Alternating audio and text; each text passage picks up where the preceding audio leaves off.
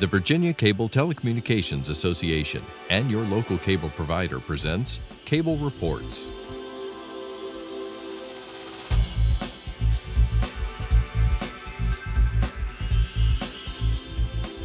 Join us now as Cable Reports brings you up to date on current issues facing the Commonwealth through discussions with your local legislators and other policymakers from across Virginia. From the General Assembly and the City of Richmond, I'm Woody Evans for Cable Reports, brought to you by the Virginia Cable Telecommunications Association and Comcast, connecting Virginians to their government. We're pleased to have Delegate Chris Peace with us this morning to discuss a number of issues as we begin the very first full week of the Virginia 2016 legislative session. Welcome. Thank you, Woody. It's great to be with you. Thanks to the association and Comcast for hosting this show. It really does a great job of educating our voters about the issues of importance to all Virginians. Well, give us the lay of the land. I know a lot didn't happen last week, but there are a lot of committees and subcommittees meeting this week. Tell us what you expect to happen this session. Yeah, I was just saying that the first Monday, it makes you feel like session's really started. We did have some ceremonial events, the State of the Commonwealth from the governor last Wednesday. The Speaker was reelected, our Clerk of the House of Delegates was reelected, offered remarks and sort of set the tone for session, which I think has been one of civility, looking for common ground, looking for ways that we can improve the quality of life for Virginians, which means a lot of different issues. But I think we want to start the session on the right note, on the right foot, looking for solutions to problems. And of course, you sat through the State of the Commonwealth address. Tell us a little bit about some of the issues that the governor commented upon, especially in terms of education. Well, the governor seems to put a high priority on K-12 and higher education. We have an obligation to fully fund our state share through the budget. Every 2 years, we look at re-benchmarking the standards of quality, which will take us in that direction. All of us are supportive of our local schools. We believe that decisions that can be made locally are usually best.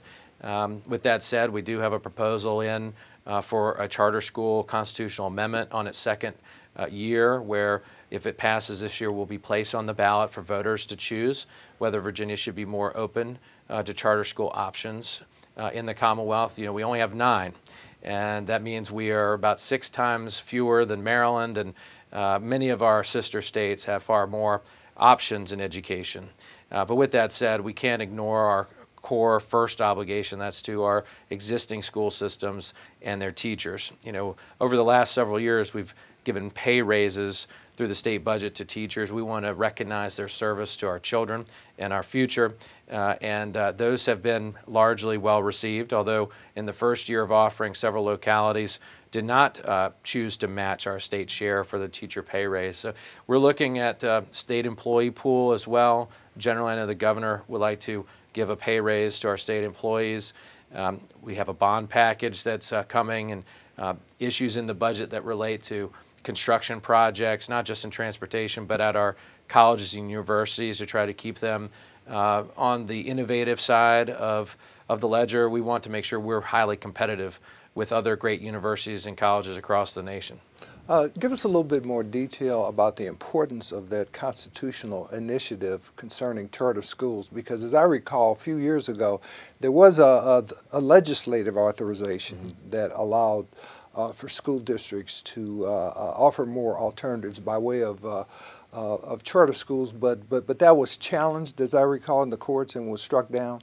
I think you're referring to Opportunity Virginia. Yes. I may not have the name exactly right. That was an effort to target and try to raise and lift up really struggling school systems. Okay. I think that we were looking at Petersburg in particular. I actually voted against that legislation, and I'm sort of pleased that the courts agreed with my interpretation of the bill. This is a bit different than that.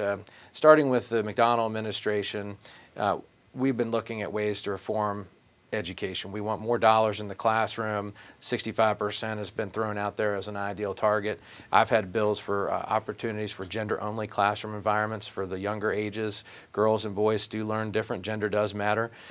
We've looked at college lab schools. With Jennifer McClellan, she and I carried a bill to allow for college laboratory schools for those teaching colleges in Virginia to have opportunities for teachers in classroom settings. We also have Virtual Virginia and virtual schools, which continues to be an issue, mostly related to how we allocate the funds. If you have a student who's in King William or Hanover, for example, but he's taking a class that's offered out of an Arlington or Fairfax, where is that student's head counted for purposes of funding? These are kind of technical issues. They're kind of in the weeds, but they're also very important towards the funding. Charter schools, though, have been an issue for about 20 years. Phil Hamilton had the original bill, I believe. We've had sort of tinkering around the edges. Delegate Lingenfelter carried some legislation recently that passed. We've still not seen the progress I think many of us would like to see, where we have more robust choice in Virginia. So this would give local school districts the authority to create a charter school, so to speak, because right now doesn't the State Board of Education have that authority? Really, it's more of a hybrid decision that we're Okay. looking at. The state can review and recommend, but often that recommendation is not being implemented. I see. And so we want to make sure that we can better align those two decision points so that we can see more charter schools come online in the areas that are of most need. You know, Hanover may not get a charter school, but we may see some in other areas that need them the most. So I guess that would bring the benefits of choice and competition to parents. Choice and competition are hallmarks of where we believe, and you know, I think that it will be a supplement and some options for families. Now you mentioned Delegate McClellan. You and she are trying to revitalize what the Capital Region Caucus. Tell us why. Sure. and the importance of that. Yeah, well, Delegate McClellan and I have been friends from day one when we started 11 sessions ago.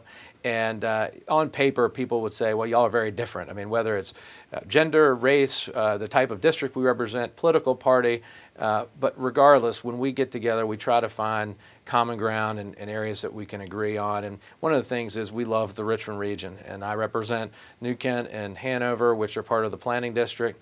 A lot of people in King William feel like they're connected to Richmond. She's got the city and has had part of Henrico in the past. We've seen an absence of I guess leadership in this area as it relates to finding regional cooperation. You know, people talk about it, but it doesn't really manifest. And so with losing Senator Stosh, losing Senator Watkins, Senator Martin, I could go on in terms of the seniority that this region has lost. So we want to say we were willing to step up. We've got 7 members on the Appropriations Committee now from the Richmond region, which is really great for our area. We need to find out what are the issues from localities and our people that we need to be focusing on. What's the budget impacts? How can we lead more and find that regional solution, whether it's transportation or other issues that are of importance? I mean, we've got an airport. We work together well with the airport. We've got a convention center. We've worked well with the convention center. There are bound to be other issues where we can find common ground and support one another. Now, these localities and the private employers that are within them have their own lobbyists, do they not? And I'm sure you talk to them. We talk to anybody who comes up here. The citizen lobbyist is the most important. And, you know, there's got to be synergies between, you know, a rural, suburban, and urban representative where we can make the overall quality of life better. I mean, the fact is, many people who live in Hanover work in Richmond or work in Henrico. We want jobs to come to Hanover as well. We've got to find ways to kind of have more cohesion and cooperation at the state level while working with our local partners in economic development.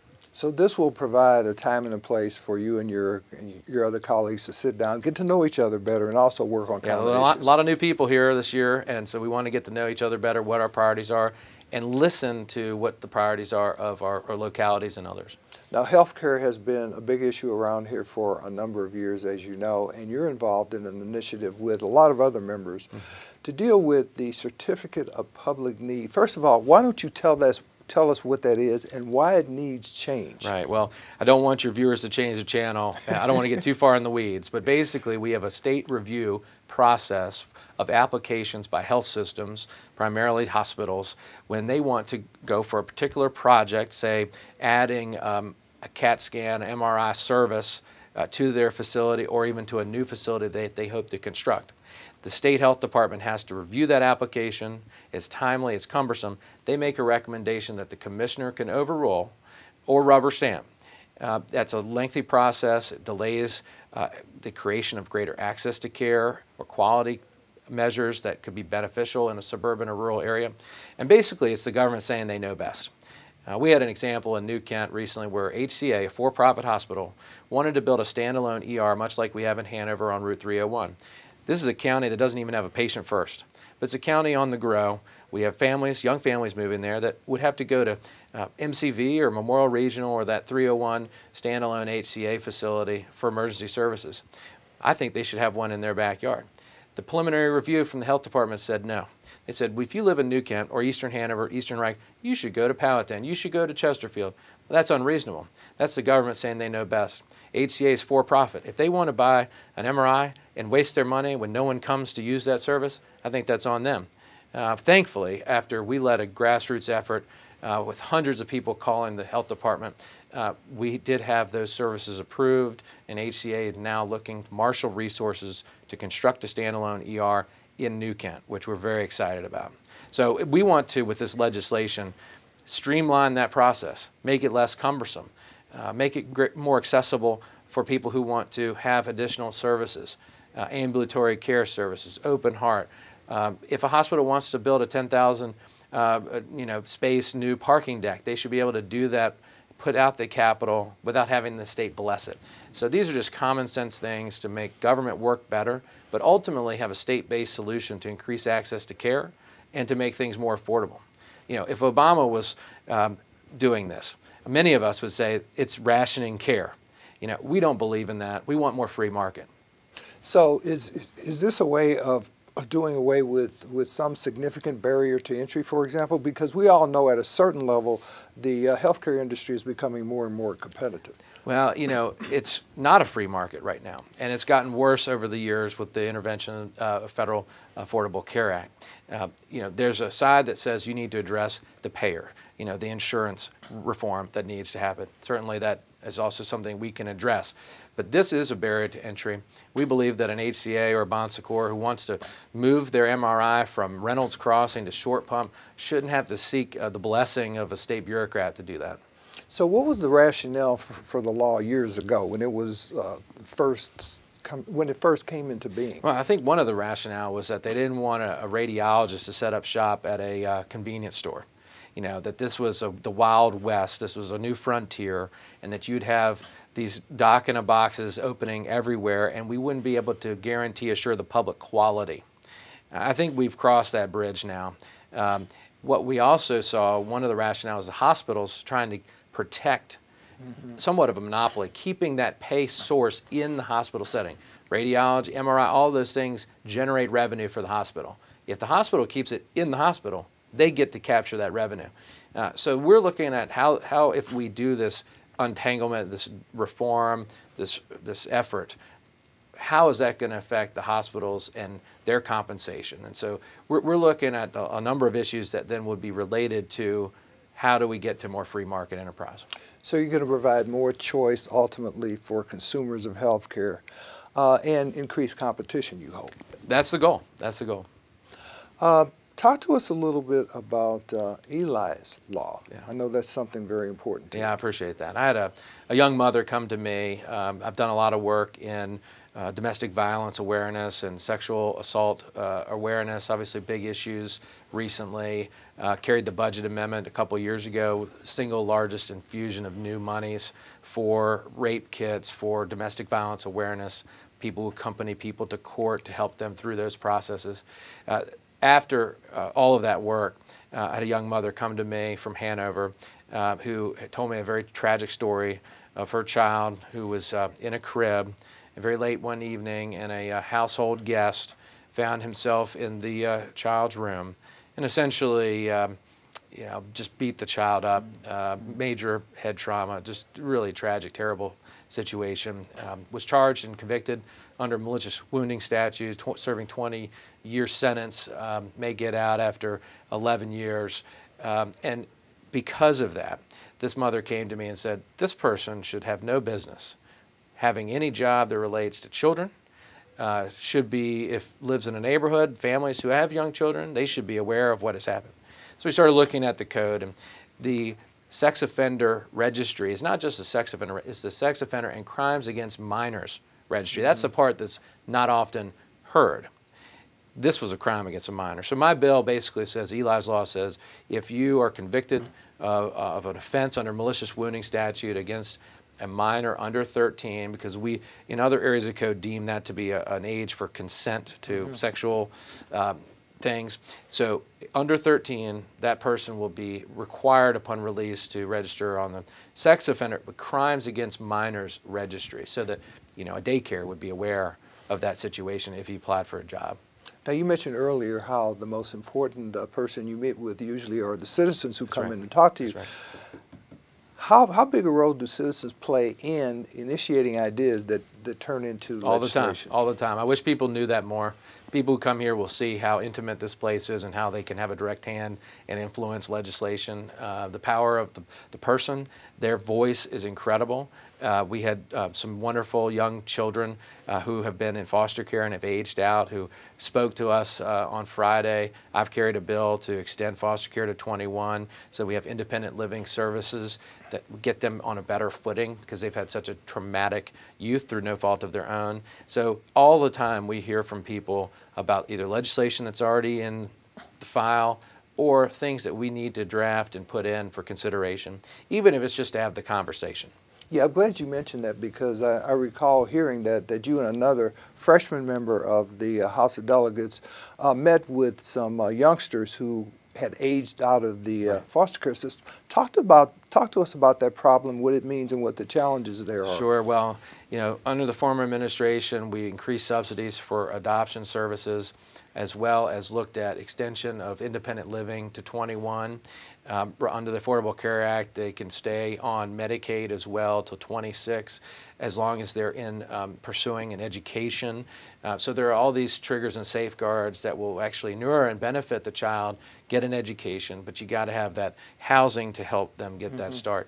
And many of these cases have been removals where either abuse or neglect of their parents, there's certainly no fault of their own, or they've had uncontrollable behavioral issues, get them in a therapeutic foster setting to help them. I mean, if we don't help these young people in that critical time, particularly then aging out, when they're going into society independent and free of the foster care system, we're going to have greater problems later.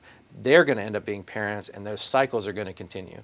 So we hope that we can mitigate any damage that has been inflicted upon them in their childhood through no fault of their own, but also benefit society and bend the curves that end up costing us so much money, whether it's with reincarceration or incarceration, drug addiction and prevention, the services that we have to provide, the mental health costs that we have. So if we can do this one thing, I think we can really help the kids, but we can also save the state a lot of money. You're involved in a new technological development, so to speak. Right. Last year it was Uber and Lyft that Sure. new rules had to be drawn for. Now you've got something dealing with Airbnb. Tell us first of all what Airbnb is and what's going on. Yeah, I'm still under 40, but I like AM radio, so people might think it's unusual for me to carry this disruptive idea, this next generational concept, but this is a phenomenon nationwide. We've had people from local government who are working with us on the bill have stayed at multiple Airbnbs. Basically, somebody uses an online platform, much like a Travelocity. Instead of booking a hotel room, they're booking a house. They're booking someone's private residence. So my bill actually targets and tries to create a structure for Airbnb to operate in Virginia, which it cannot do currently now. People who are doing Airbnb in Virginia now are not doing it lawfully unless there's a local ordinance that allows it. And most localities are asking us to solve the problem statewide. So we were going to set up a platform where private residents can be offered for rent, but there would be a state tax collection and remittance back to localities, something that's not happening now. All of that is under the table, underground economy. This will help bring this into light, help Airbnb and FlipKey and other similar services operate freely. And I think really will provide a value, provide opportunities for people to make a little extra income like they do with Uber, just on the side, rent out a room. And we're going to do it in a way that preserves the health, safety, and welfare of the communities where those dwellings are. Remember, the use does not change. If I leave my house and I rent it to someone else, I would have gone to bed there that night. that person coming in here is going to bed there that night. The residential use is not changing. What we're doing is trying to create a system where it's transparent and allows localities to benefit, but also the residences to benefit too. We all know, as Yogi Berra used to say, it's hard to predict the future. Yes. But if you were going to handicap your 3 initiatives, Airbnb, Eli's Law, and the Certificate of Public Need legislation, how would you handicap it now? Oh, well, I'm always optimistic at the beginning of session. So, I think right-minded legislators will see the benefit in each of those bills, and I could get 51 votes on any of them. All right, I like that. So let's circle back to talk a little bit more in detail about education. We know the governor wants to put more money into K through 12, into community colleges, and into our institutions of higher learning.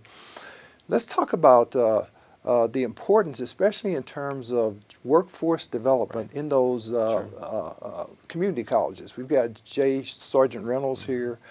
Talk to us about those needs and opportunities. Yeah, I just met with the president, J. Sergeant Reynolds, late last week, and he reviewed some of the priorities that are in the budget.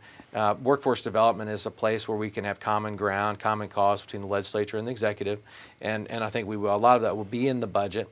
We also have a program called Go Virginia, which is looking to kind of create this public-private partnership to increase opportunities for job creation, for headquarters to move to Virginia, to bring all of that revenue to the state and jobs, which will be incredible and really good for the Commonwealth.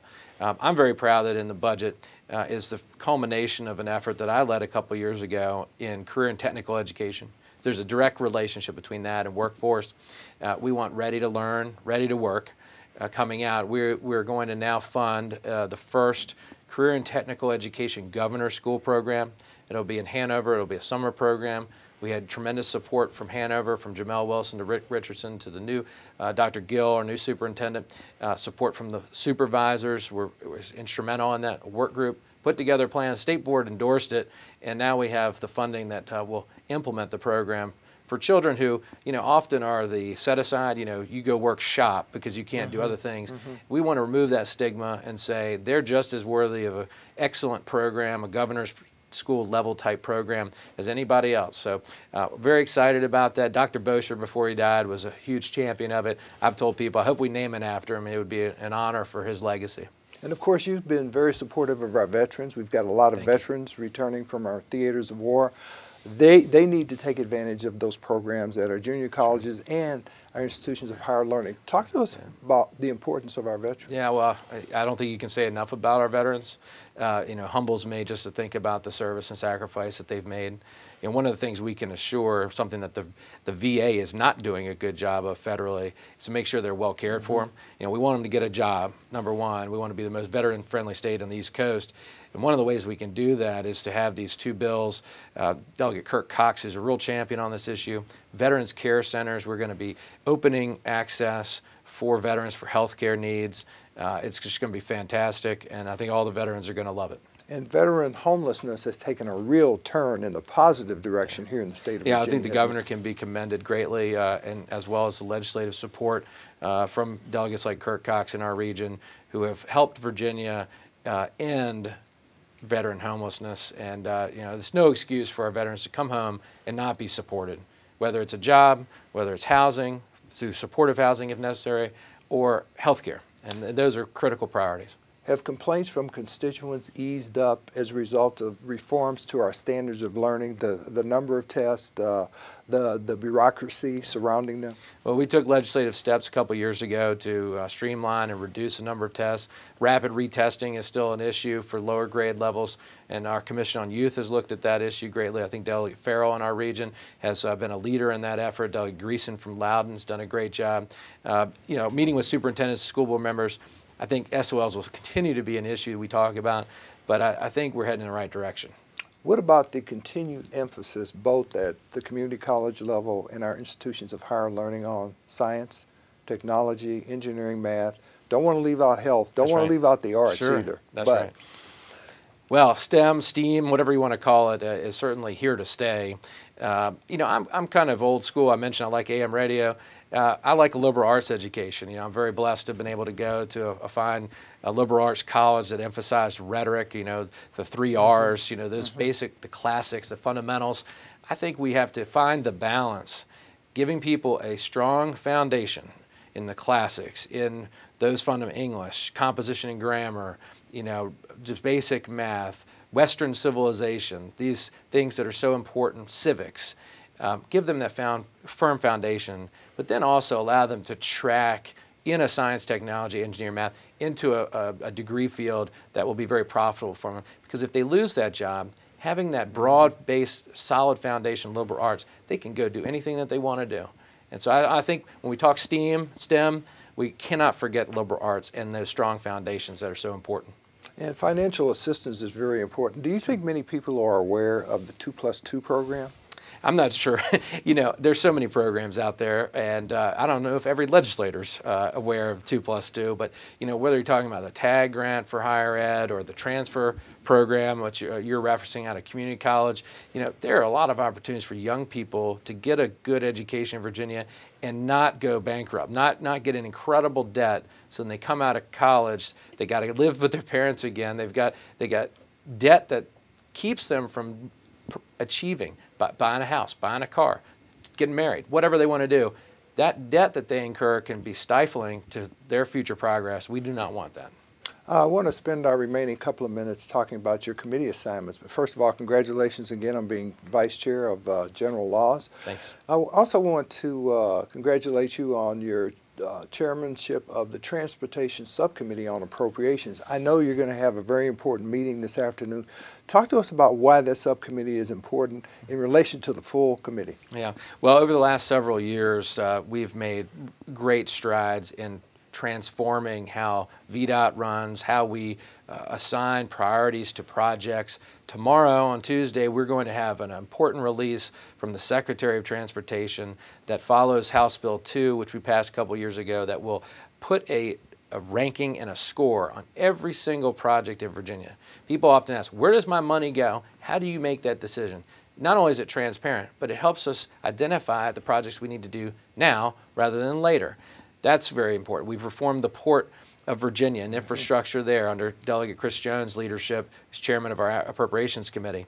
We had a bill last year, again, Delegate Jones, that looks to how monies go to the various transportation districts, which bucket gets filled first. Because we had this problem, which was solved a couple years ago, of where the maintenance monies were gobbling up transportation monies, and we want to fix that. So big things to come in transportation. Great. Well, thank you for being here, Delegate Chris Peace. Good to see you. Yeah, thank you. Thank you for watching Cable Reports, brought to you by the Virginia Cable Telecommunications Association and Comcast. Until next time, I'm Woody Evans.